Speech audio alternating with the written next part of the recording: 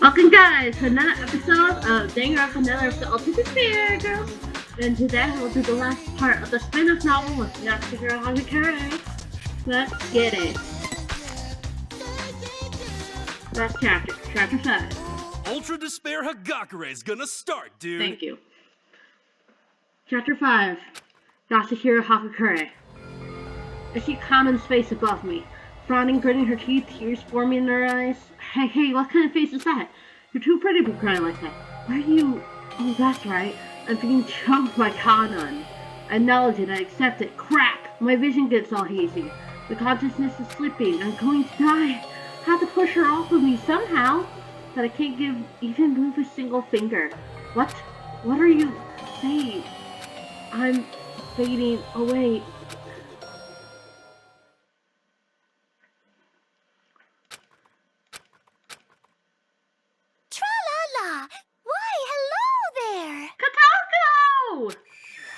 The moment after I hear it, my brain cockroach bursts from the sudden rush of oxygen.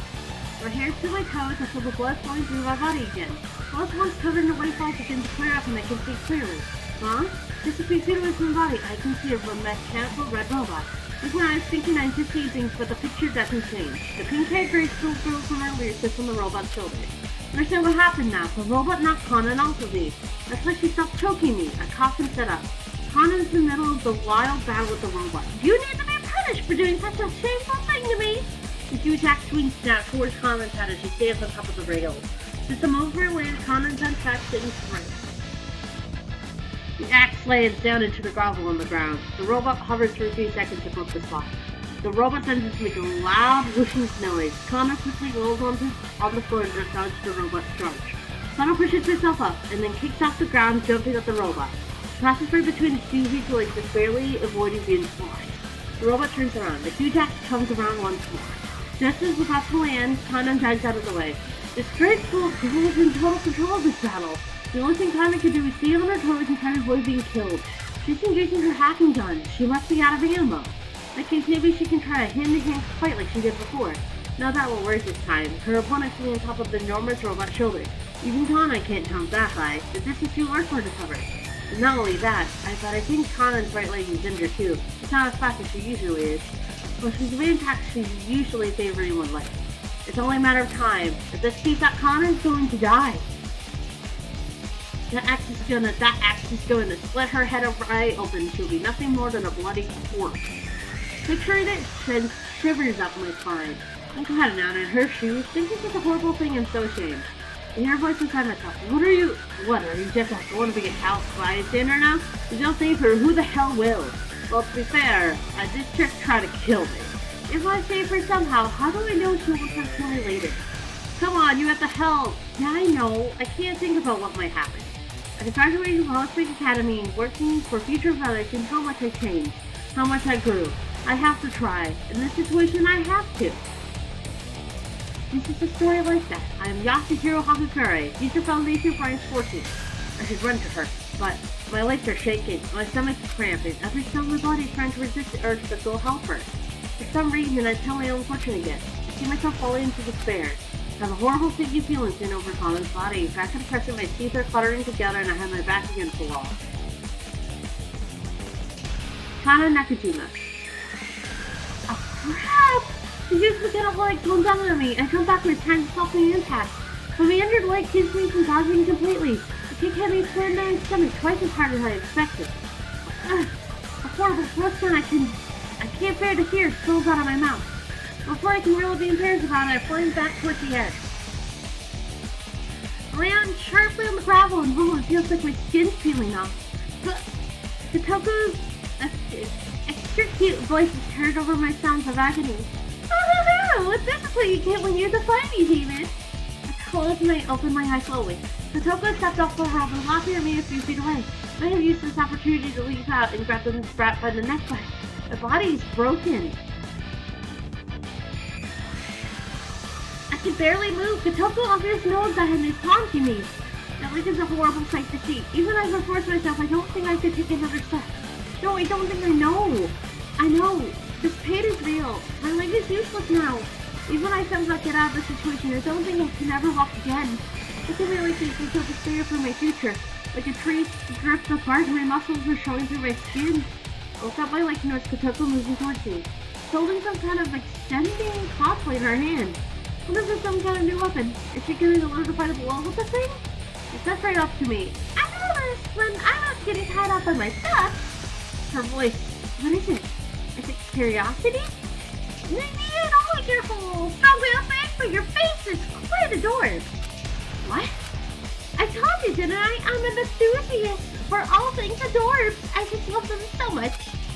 In addition to being an adorbs enthusiast, I'm also a super devoted bad girl. What the hell are you trying to say?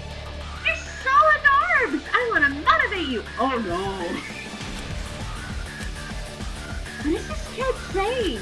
Just as that thought crosses my mind, I had yeah! Your accusing voice pal. It almost gives me goosebumps. What is it? Like my voice. The helper's molesting my body with her Barbie hands toy. The pink-haired girl talks to me. This is just a portable device, motivation machine. It's not powerful, the original version now. Once again, it stretches towards my body. Wait, stop! Never! I won't train you like this selfless so you can't live without it. Nothing else will matter. When you're eating, when you're bathing, you'll be thinking about it. And then you'll make it evolve into a super promotious lady. It's toy, or rather. The portable pedicle motivation machine is playing with my body. Come on, you like it here, don't you? The strange feeling rushes up my body. Remember, none will eventually come this. Oh lord, I hate that I'm reading this. I'm totally scared.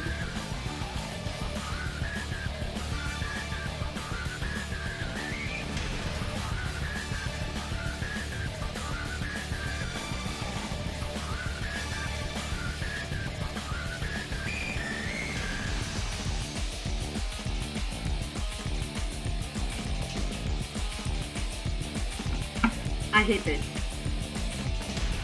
Oh, I pressed the wrong button. My mind is like going blank. How about this? I can do it better than any boy, can I? Oh, hell no. This does not feel good. My thigh is drenched in blood. My veins and arteries have probably been ripped open. I just pouring out from every heartbeat. Thump, thump, thump, thump, thump, thump, thump, thump, thump, thump, thump. The more blood that comes out, the lower my body temperature feels. My head is done totally blank. The more I swallow, the more I feel my blood flow speed up. It means I'm not much closer to death. Whack! A shameful death like this is so uncool. Time was much being molested by a pretty converted girl and kind of feeling good. Oh well, I was playing into my life earlier anyway. That's how I can see Big Brother Leon again. Nothing to be sad about. No, it's true that I want to see him again, but this ending is just wrong. I don't want to end it like this. I think I'm gonna go out on my own terms. I don't want to start making excuses like this. I don't want a sad ending like Lisa. Wait, Penny doesn't really matter right now, does it? After all, I'm already out of options. Oh, with that weird sound, the molested stops. The tunnel turns around. The ground is shaking. There's a hollow draw. Deep to the rumble in the tunnel. Damn it! The tunnel reaches for a robot controller. What in the world's going on? I sit up. On top of the track, something's coming at us. Train's coming. Huh? In 10 seconds, the train's gonna run me and get Toko over. The electric train keeps coming. Wait, this isn't right either. I don't want to die from some tentacle machine, but I don't want to get run over by a train either.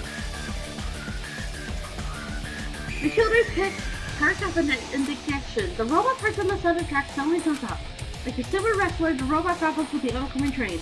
Metal smacks on metal. Slow crashing sounds ring out. Crimson sparks fly underneath the robot's seat. Unable to withstand the force of the train, the robot slammed between towards us. The sound of the crashing metal gets closer. Ha! The truck goes down to the right. He finds himself up against the wall. I, of course, am still waiting here on the track. If I can't move, my skull's gonna get crushed by either robot or that train. Not a red robot. It's just a few feet away from me now. I'm finished. Whack. He close my arms waiting for death. Suddenly, I feel like I'm floating. I got you, girl. Can't I hear the voice? I understand. Yasuhiro's picking me up. Picking me up in his arms. Yasuhiro runs as fast as he could down the track. What's with this development and the panic confusion? I look up at Yasuhiro for an answer. His face was pale and his teeth were clenched. When I see that, I realize there's the one who started off the train. Why? I tried to kill you. I'm almost too quietly to even hear Yasuhiro answer firmly as if taken oath. I'm a member of Future Foundation. I can't be the helpless student forever. I feel myself tearing up. My heart is heavy with guilt. Stop! If you say cool lines like that, you're gonna make me look like an idiot. Like he was right and I was wrong. Trying to get a revenge for Leon? Trying to win Leon's love? I tried hard to suppress my shame, and just as I was on the verge of emotional breakthrough... What, I have a few freaking death to worry about. Huh? But for now, we gotta run. The solution crack echoes from behind us. Then he stops and turns around. The train is now on its side, thrown off the tracks by the robot. Well, back to reality. Bad timing. Did I seriously think I was going to investigate this situation? The token robot hasn't taken any damage whatsoever. The only thing that the hero did was buy us time. The unloading lack of firepower hasn't changed. How dare you, demon? The robot gently takes up Kotoko and places her on its shoulder, and then runs right for us. Yes, the hero Hagakure. Oh, we're still going. The superpower on acceleration from 0 to 60. Jet steam to the waist, the robot soared straight at us. In a few seconds, we're gone. No need for to tell ourselves that happened. We're going to be spun in two with that actually sliced watermelon. After all, we're out of options. Sean's leg is injured, so we can't run, we can't fight, and the package gun is out of ammo. What am I doing? This is what I get for trying to be a hero instead of the comic relief guy.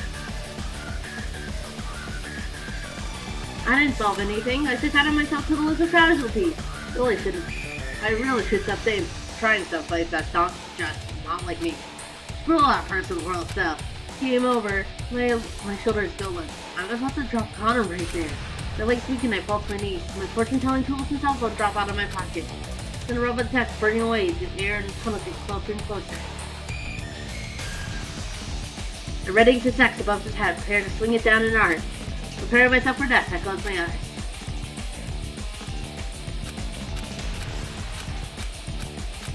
Huh? I'm waiting here, but my school isn't splitting. Kana and Nakajimi.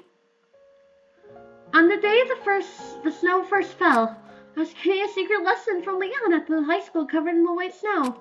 Hey, when I put it that way, it kind of sounds romantic, but trust me, it wasn't. I stared at it first. The snow was falling lately. And the secret lesson was just pitching practice. No matter how much time I spent or effort I put in, I showed no signs of improvement. Leon gave me hits. Even in a hopeless situation like that, I couldn't help but get excited and wish myself luck. Because it's New Year's Day, there's no one else on the field. Okay, let's start with the basics. Still wearing his work gloves, Leon threw the ball I handed him straight at the net. The net blew back Tom for a few seconds after Leon's punch hit it, defying gravity. Amazing, right?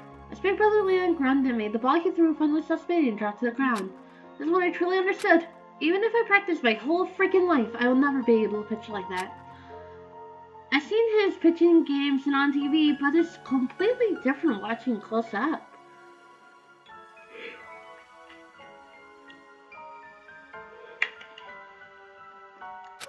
Well, hey, why the heck are you crying? Huh? He was right. I didn't even realize it. Tears were coming down my cheeks. Oh, sorry, I don't know. I tried to lie, but I knew the truth. I will never, ever, ever win the bet that I made with Big Brother Leon. Maybe I'm crying because I'm so impressed. His pitching was so amazing, so close, so beautiful. It moved me to tears. Hey now, come on, I'm sorry, come on, stop crying. Even though Leon did anything wrong, he patted my head and apologized. Even though I'm the one who wants to thank him for showing such an amazing throw. It's been so long since he touched me, his hand. I never told him why I was crying. When I stopped, Leon spoke to me softly. Do you want to go home for today? No, teach me how to throw like you. Even though I knew there was no way I could throw 100 miles per hour, I just wanted Leon to teach me. I wanted to be with him as much as I could, even if it was just for seconds or for something trivial. Of course I couldn't get the hang of anything from this lesson, not even one bit. So you gotta spin your shoulder around good and then you swing your arm like BAM! I don't get it. So at the end of the day, I didn't learn a single thing. That day was the last time I ever saw Big Brother Leon. The New Year's break ended and Leon returned to the dorms, and after that the tragedy began. And the world changed. I never got any better at baseball. I wonder what happened to Leon. I wonder how he felt about me. Always changing like a kaleidoscope. All the memories I shared with Big Brother Leon float around in my head. Before I realized, I picked up the crystal ball Yasuhiro dropped in. I threw it with all my strength at the Kotoko, sitting on top of the robot's shoulder. Spin your shoulder, swing your arm. Turns out I really didn't learn anything from those lessons, not one bit. But the crystal ball I threw sails just how I wanted. The heavy ball slams right onto Kotoko's nose. Somehow I knew it. I knew I would throw a strike. Wah! Just like Yasuhiro's future trail, and the future I predicted came true. Kotoko took the crystal ball to the face and immediately dropped the controller. The robot that was about to turn us into choppy meat comes to a full stop. Acts the size of a blackboard, steps just inches away from our heads. Hey, that was a first. For the first time I can throw just how I wanted. Obviously, it didn't go 100 miles per hour, and compared to how Leon threw, it was pretty lame. Still, I wonder why. The bet of Leon was to throw 100 miles per hour, but I didn't get anywhere near that. He's dead. The bet doesn't mean shit anymore. But still, why do I feel happy? Why do I feel like I'm about to cry? The sentimental feelings come over me. Yasuhiro shouts, "Now's our chance!" Yasuhiro sprints for the controller Kotoko dropped. Yasuhiro, oh, there's so many switches. Yasuhiro Hagakure. I won't let you. You haven't finished your motivation yet. Grace still at the slow motion jumps off the robot and grabs to the controller. I won't let you. Kali uses all her strength to stop the robot. I can't waste this chance. Fortunately, I have to advantage in distance and speed over this little brat. But didn't I tell you guys we'll be facing off against me next time? So the last voice I want to hear right now is stop. The white robot's coming out at full speed from the other side of the derailed train. Oh damn! One after the other, come on! If I keep running right underneath that robot drills. I give up the control and ran back to Kana. I grabbed Kana, lifted her in my arms, and run like hell. I told you I want to hunt down those damn demons. But at least you let me have the girl demon. Oh, that's how you want to make her into your science project. No, I want to stab her and pour her parts on until she is a whole wrecked body. Stab her part? Sorry, Master. You don't understand what I mean when you're older. Don't make fun of me. I'm the leader. I'll be the one to stab her. Good, then let's teach her a lesson right now. Hell yeah. Let's show them the power of the Warriors of Hope. Kana Nakajima. I turn to look. Crimson and white. Blue, both robots are chasing after us. They're both only a few feet away now. I won't let you escape this time. So I get over here so I can stab you in and out. What sound of awful plants from the children I could hear Yasuhiro breathing hard. He's standing heavily in a panic, like he's gonna collapse any moment. Before I realize I'm shouting out to him, just drop me! If you keep carrying me, you're gonna... I'm alright. You're not alright, just drop me! What's with you anyway? You tried to kill me. Then you saved me. He's right. What in the world am I doing? Just a while ago I was trying to kill him. And now I'm trying to help him survive. You want my final line fulfilled with that crystal ball pitch earlier? Did I see Leon and Yasuhiro? Is it out of things for me saving me earlier? No, none of those are right. It's more simple than all that. It's because I don't hate him. It's because I don't hate Yasuhiro. Here's now that I don't hate him at all. And because I don't hate him, I don't want him to die. I don't want him to die like Leon. I don't want that fate for him. And I don't want to see that even if I die. Just drop me, damn it! But my voice doesn't reach him. You don't have to worry. Why do you keep telling me that? Right time, right place. Yeah, this is it. Wait, what do you mean? Didn't I tell you? The robot stretched her hands out for us. I feel their fingertips just barely push through the hair at the back of my head. As they get closer, they'll crush his pulse. And now our story is finished. Or so I thought. Poison had always felt confused, but they turned to make it strong pill. My mind is going to the theory and found that felt messed up. They're between us and the robot, a enormous piece of robot now. Floodgates open. The cell cracks and locks. Stars are in robot. But that one thing, power robots up high in the air. But the pieces of rock in the break comes. Falling until finally. I can no longer see the two robots. Such a disgrace, not just once, but twice! Ah, there's no way I, the leader, will stand for this. There's a drop coming down towards water. voice of the children fade away, and now they're just bunched together. Like white noise.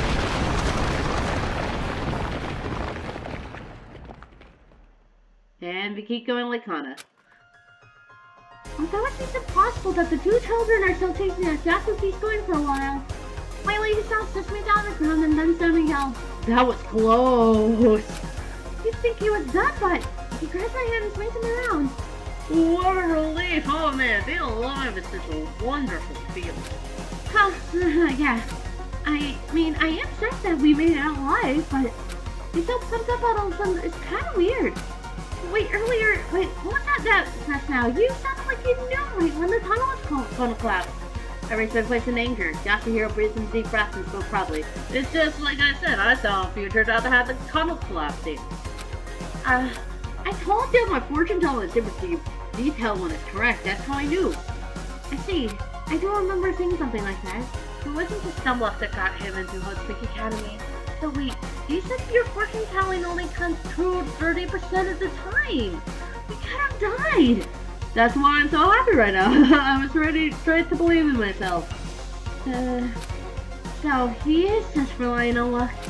See, how much of an idiot can you be, old man? Picturing what might have happened sends chills up my spine. But I'm glad. I'm really glad that Yasuhiro didn't die. After he calms down, Yasuhiro blast down into the ground, arms and legs spread wide. He breathed in and deeply, sucking in mouthful of dust without a care in the world. I sat and watched him. Wonder why? My vision gets watery. Someone see Yasuhiro. What the hell? I'm so glad the clouds when I see this drenched in his sweat.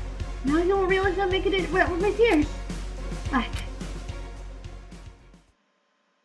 Yasuhiro Hagakure. This nod. After calming down a bit, I tried to patch Kana's leg the best I can. I couldn't do much more than tie the sleeve of my shirt around her upper thigh, but it helped. Hey, you did it! Now I should be able to walk. No thanks to me, your body is just super sturdy. And more importantly, so now what? What do you mean? You tried to kill me. Did you sacrifice yourself to save me? Women are as fickle as April weather, so I want some answers. The mood is a lot lighter now after we just overcame that near-death experience together.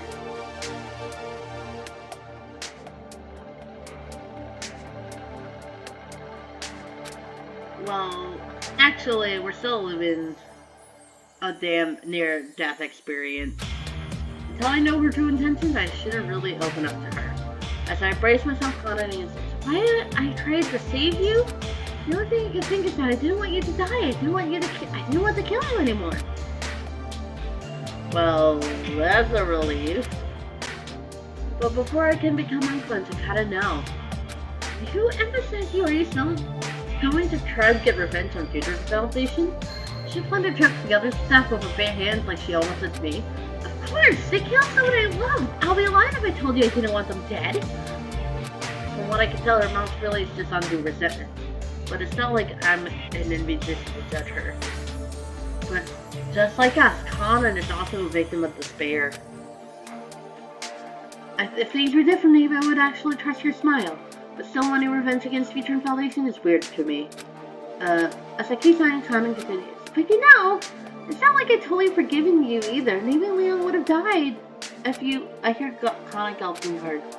But I don't really have any right to take revenge, do I? What do you mean? You better not be scheming something. No, it's not like that at all. Kana looks embarrassed but continues. When I threw that crystal ball at Kyoko, a lot of memories were flashing in my mind. I wonder, what did Big Brother Leon really think of me? If he didn't care about me at all, but it would be super me to try to get revenge for him. Maybe Big Brother Leon wouldn't want me to get revenge anyway. I'll just be a hardcore stalker again, won't I? Kana forced a smile, but her face is bright red. I know that what she just said was no joke. If that was the case, I said tell her the truth. Leon cared about you a lot. Kana's face is hints up. I don't know if you're trying to counsel me or whatever, but don't make shit up, please. No, I'm not lying to make you feel better. It's the truth. I didn't tell you this, but you're definitely without a doubt Leon's captive. Captive? Each of us had our loved ones abducted by despair. We call those people captives. They were going to use our loved ones as motives, trying to get us to murder each other. So you're saying because I got abducted, I must have been Big Brother's Leon's loved one? Yeah, no doubt about it. The other kidnappers were kidnapped a year and a half ago, just like you. Helen tossed her head. Well, that might be true, but so what? That's nothing to do with my love. No, you don't get it. Captives weren't just randomly chosen from among people we loved. Each of them is someone we really deeply, truly care for. Like me, for example. I'm not an Oedipus complex, but my mom's a captive. Tana suddenly catches her breath. I can tell she's thinking deeply. Her eyes shut open, face worried. Does that? Yep, it means Leon really cared for you deeply. But it's the truth, no sense doubting it. As much as I love Mom, I know you must love Leon. After she was confessing to me or something, her eyes are full of expectation and worry. Slowly shaking, kind of asked me, how much do you like your mom? My mom raised me all on her own. I love her more than anyone in the world. Henry closed her face. You can tell that her breathing rhythm has completely collapsed completely. Tears start rolling down her face. Trying to hold it in, but Conan slowly bursts into loud sobs.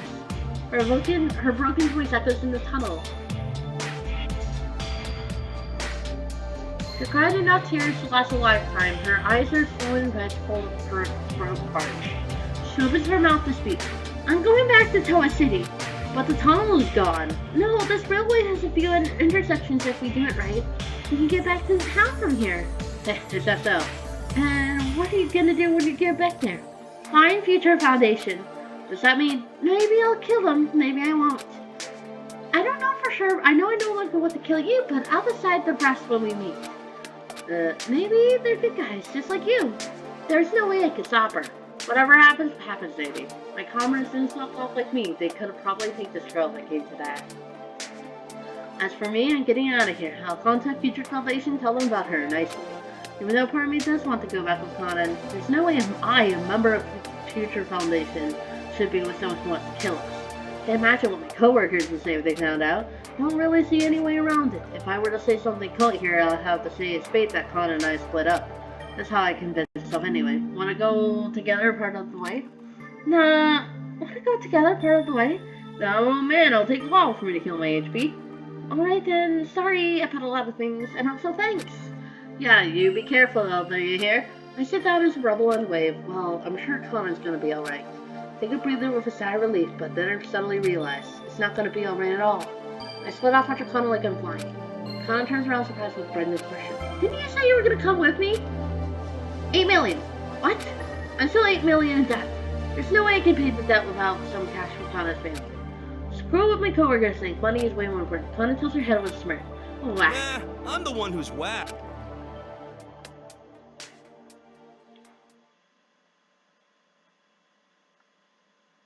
The end. And that was it. We read all 3 parts of Ultra the Spirit Girls Hagakure. But before we go, I'm gonna go to the extras and buy the things from the shop. As you can see, we've got 100. I spent 30 hours playing this game. And I did Genocider mode. But now let's buy things.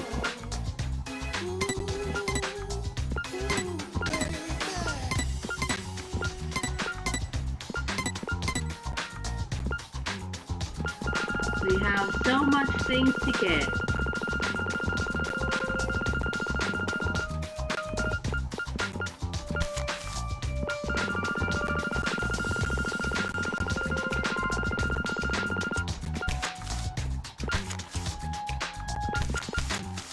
So, I'll see you all next time as I get to buy everything else. Remember to like and subscribe the video, and I'll see you all next time. Bye!